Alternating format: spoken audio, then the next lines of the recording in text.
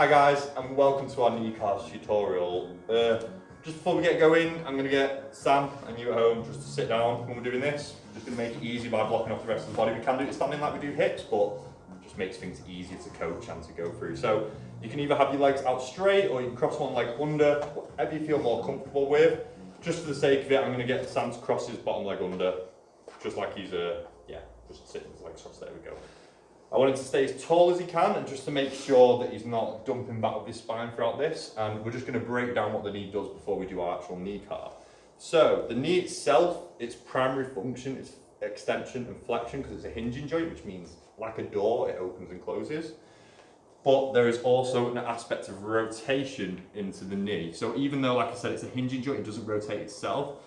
The bones of the shin and the femur meet to make the joint, and we can rotate the tibialis or tibia, the shin bone, externally and internally. So Sam's just going to go through that a few times for you. A good little cue if you want to get used to this is Sam's actually driving his heel down and pulling it back a little bit just to engage his hamstrings, so we've got a nice kinetic chain and engagement for the back of his leg. And then you should, as you can see, you should see the bony part of his shin rotating to the left and right. Good. The next thing is flexion extension, like we spoke about, dead simple. So I'm just going to straighten his leg out, extension and flexion, he's going to bend his knee. Lovely. So when we do our C.A.Rs, we're just going to put it all together.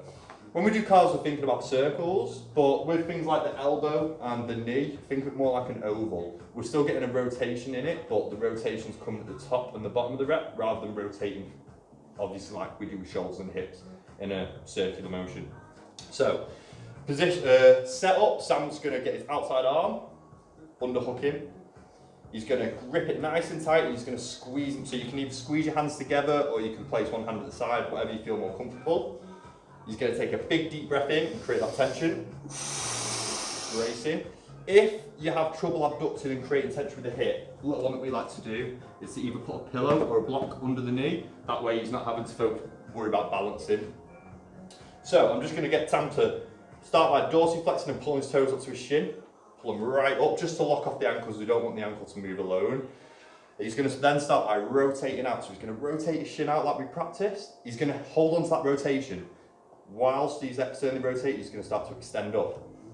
Now again, think about the oval. Up. Now he's going to internally rotate. Just turn his shin in. And he's going to flex. So again, we rotated, we came up, we rotated, we've gone down. He's going to continue in that direction 3 times. So he's going to externally rotate and extend. Internally rotate and flex. Sam's shaking a little bit here, which is good, which means everything's happening of his knee. He's not compensating for his hips, his back, and nothing else is moving. Externally rotate and extend. Internally rotate and flex. When he's down on this rep, we're just going to swap, change directions. He's going to keep internally rotated, he's going to extend back up. Externally rotate and down. Just think of the knees just like the elbow joint. We're flexing, extending, and then we're adding that rotation in. Externally rotate and down. One more for good luck. Make sure you keep that tension. Deep breath in if you need to. Extend. Extend, rotate, and flex. Lovely. Woo-wee! He's feeling buttery. That was a good one.